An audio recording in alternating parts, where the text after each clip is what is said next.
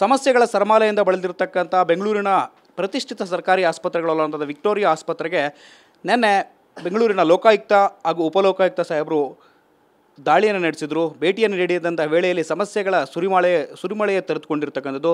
ಈ ಕುರಿತು ನಮ್ಮೊಂದಿಗೆ ಮಾತನಾಡೋದಕ್ಕೆ ಉಪಲೋಕಾಯುಕ್ತರಾಗಿರ್ತಕ್ಕಂಥ ಬಿ ವೀರಪ್ಪನವರು ಟಿ ವಿ ನೈನ್ ಜೊತೆಗಿದ್ದಾರೆ. ಏನು ಹೇಳ್ತಾರೆ, ಅವರಿಗೆ ಎದುರಾದ ಸಮಸ್ಯೆಗಳೇನು ಅನ್ನೋದನ್ನು ಅವ್ರನ್ನೇ ಕೇಳೋಣ ಬನ್ನಿ. ಸರ್, ನಿನ್ನೆ ನೀವು ವಿಕ್ಟೋರಿಯಾ ಆಸ್ಪತ್ರೆಗೆ ಭೇಟಿಯನ್ನು ನೀಡಿದ್ರಿ ಸರ್. ಶ್ರೀಸಾಮಾನ್ಯರೊಂದಿಗೆ ಮಾತನಾಡಿದ್ರಿ, ಅಲ್ಲಿ ಬಂದಿರತಕ್ಕಂಥ ರೋಗಿಗಳನ್ನು ಕೂಡ ವಿಚಾರಿಸಿದ್ರಿ. ಏನೆಲ್ಲ ತೆರೆದುಕೊಳ್ತೀವಿ ಸರ್ ಸಮಸ್ಯೆಗಳು?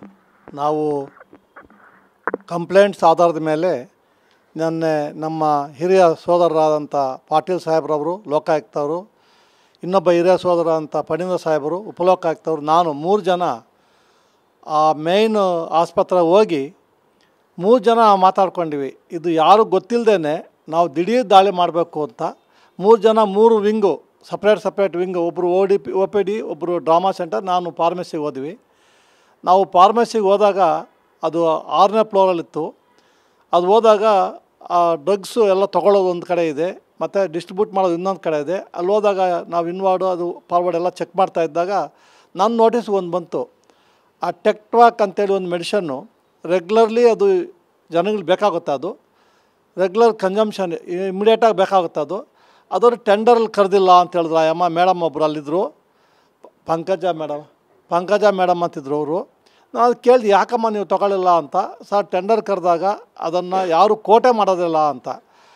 ಅದು ಮಿನಿಮಮ್ 300 to 400 ಬೇಕಾಗುತ್ತಂತ ಪರ್ ಮಂತ್. ಅಂದರೆ ವರ್ಷಕ್ಕೆ 1200ರಿಂದ 1500 ಇಂಜೆಕ್ಷನ್ ಬೇಕಾಗುತ್ತೆ. ಅದು ವ್ಯಾಲಿಡಿಟಿ 1 ವರ್ಷ ಇರುತ್ತೆ ಎಲ್ಲ ತಿಳ್ಕೊಂಡಾಗ. ನೀವು ಆ ಟೆಂಡರ್ ಕರಿಬೇಕಾದ್ರೆ ಯಾರು ಟೆಂಡರ್ ಇನ್ವೈಟ್ ನೀವು ಮಾಡ್ತಿರೋ ಅದರಲ್ಲಿ ಒಂದು ಕಂಡೀಷನ್ ಆಗಬೇಕು. Not only the person who participate in tender, they quote higher profit drugs. ಇದು ಲೋಯರ್, ಇದರಲ್ಲೂ ಪ್ರಾಫಿಟ್ ಇದೆ, ಸ್ವಲ್ಪ ಲೋಯರ್ ಅಂತ ಯಾರು ಕೋಟ್ ಮಾಡಲ್ಲ ಅಂತ. ಇದು ಕೋಟ್ ಮಾಡಿದೆ ಅವ್ರು ಕೊಡೋಲ್ಲ ಅಂತ ನೀವು ಹೇಳಬೇಕಾಗಿತ್ತು. ಅದು ತಪ್ಪು ಮಾಡಿದಿರಿ ನೀವು ಅಂತ ಹೇಳಿದೆ. ಅಂದರೆ ಪರ್ ಡೇ 10,000 ರೂಪಾಯಿ ಖರ್ಚು ಮಾಡ್ಬೋದು ಅವರು ಅಂತ ಅವ್ರಿಗೆ ಆ ಪ್ರಾವಿಷನ್ ಇದೆಯಂತೆ.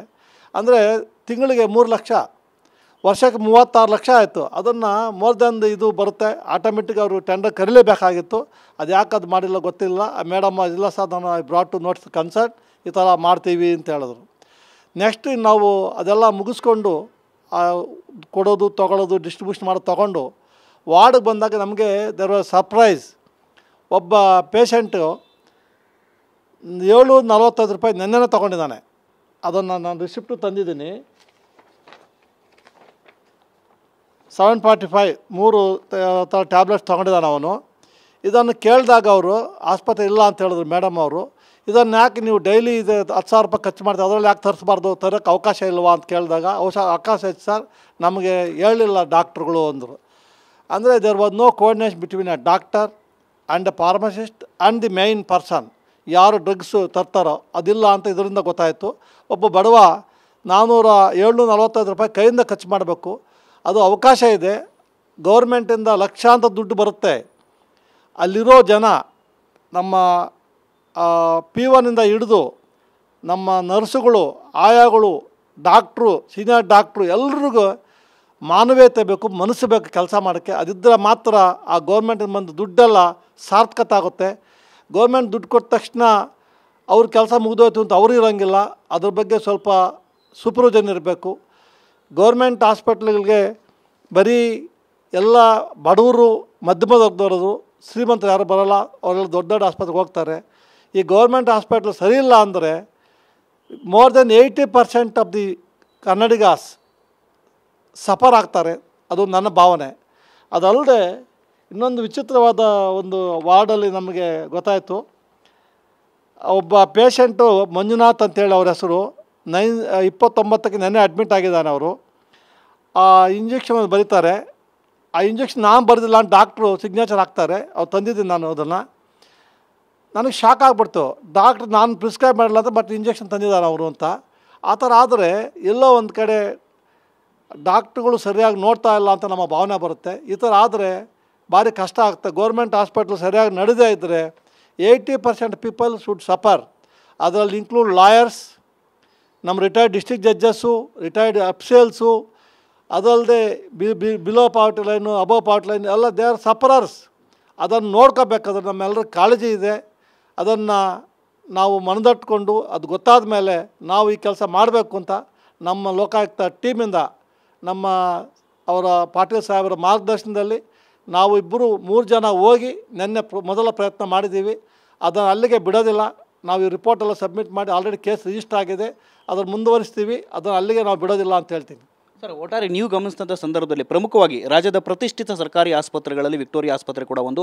ರಾಜ್ಯದ ಮೂಲೆಗಳಿಂದ ಪ್ರತಿ ಜಿಲ್ಲೆಗಳಿಂದಲೂ ಕೂಡ ರೋಗಿಗಳು ನೂರಾರು ಸಂಖ್ಯೆಯಲ್ಲಿ ಪ್ರತಿದಿನ ವಿಕ್ಟೋರಿಯಾ ಆಸ್ಪತ್ರೆಗೆ ಭೇಟಿಯನ್ನು ಕೊಡ್ತಾರೆ ಸರ್. ಅಲ್ಲಿ ಇಂಡೆಂಟ್ ಮಾಡೋದಕ್ಕೂ ಕೂಡ ಆರ್ಥಿಕ ದುಸ್ಥಿತಿಯನ್ನು ವಿಕ್ಟೋರಿಯಾ ಆಸ್ಪತ್ರೆ ಎದುರಿಸ್ತಿದೆ ಅಂತಂದರೆ ಸರ್ಕಾರದಿಂದ ಯಾವ ರೀತಿಯ ಸಹಕಾರ ಸಿಗ್ತಿದೆ ಅಂತ ಸರ್ ಆಸ್ಪತ್ರೆಗೆ?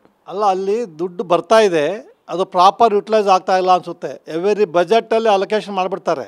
ಅದು ಎಲ್ಲೋ ಒಂದು ಕಡೆ ಕರೆಕ್ಟಾಗಿ ಸೇರ್ತಾ ಅನಿಸುತ್ತೆ. ಆ ಜನ ನೋಡಿದ್ರೆ ಅಲ್ಲಿ ಆ ಜನ ಸಾಗರ ಇತ್ತು, ಒಂದು ದೊಡ್ಡ ಜಾತ್ರೆ ಇದ್ದಂಗಿತ್ತು ನಮಗೆ. ಅಷ್ಟು ನಾನು ಗೌರ್ಮೆಂಟ್ ಹಾಸ್ಪಿಟ್ಲಲ್ಲಿ ಯಾವ ಹಾಸ್ಪಿಟ್ಲ್ ಆ ಥರ ನೋಡೋಕ್ಕಾಗಲಿಲ್ಲ. ನಾನು ಎಕ್ಸಿಕ್ಯೂಟಿವ್ ಚೇರ್ಮನ್ ಇದ್ದಾಗ ರಾಜ್ಯದ ಎಲ್ಲ ಆಸ್ಪತ್ರೆಗಳು ಸುತ್ತಿದ್ದೀನಿ, ನಾನು ಜೈಲು ಸುತ್ತಿದ್ದೀನಿ. ಈ ನೆನ್ನೆ ಹೋದಾಗ ನನಗೆ ಒಂಥರ ಮೊದಲು ನಾನು ಹೋಗಿದ್ದೆ, ಅವತ್ತಿಷ್ಟು ಜನ ಕಾಣಲಿಲ್ಲ. ನೆನ್ನೆ ನಾವು 3 ಜನ ಹೋದಾಗ ಒಂದು ಜಾತ್ರೆ ಇತ್ತು. ಆ ಜಾತ್ರೆ ಸರಿ ಮಾಡಬೇಕು ಅಂತ ಪ್ರತಿಯೊಬ್ಬರು ಅಲ್ಲಿ ಮಾನವೀಯತೆಯಿಂದ ಮೆರಿಬೇಕು. ಡಾಕ್ಟರ್ಸ್ ಯಾರೇ ಡಾಕ್ಟರ್ ಕಮ್ಯುನಿಟಿ ಇರೋರು, ಅವರಿಗೆ ಕಾಳಜಿ ಬೇಕು, ಸಮಾಜದ ಮೇಲೆ ಭಕ್ತಿ ಬೇಕು. ಜೊತೆಗೆ ಒಬ್ಬ ಡಾಕ್ಟ್ರು 100 ಜನ ಮಾಡಿದ್ರೆ ಕಷ್ಟ ಆಗುತ್ತೆ. ಅಲ್ಲಿ ಸಫಿಷಿಯೆಂಟ್ ಡಾಕ್ಟರ್ಸ್ನ ಹಾಕ್ಬೇಕು, ಸಫಿಷಿಯೆಂಟ್ ಸ್ಟಾಫ್ ಹಾಕಬೇಕು. ಅದಕ್ಕೆ ಗೌರ್ಮೆಂಟು ಈ ಕಡೆ ಗಮನ ಹರಿಸ್ಬೇಕು ಅಂತ ನಾನು ಹೇಳ್ತೀನಿ. ಸರ್, ಪ್ರತಿ ವರ್ಷ ಸರ್ಕಾರ 70 ಕೋಟಿ ರೂಪಾಯಿಗಳನ್ನು ವಿಕ್ಟೋರಿಯಾ ಆಸ್ಪತ್ರೆಗೆ ಅನುದಾನವನ್ನು ಕೊಡ್ತಿತ್ತು ಸರ್.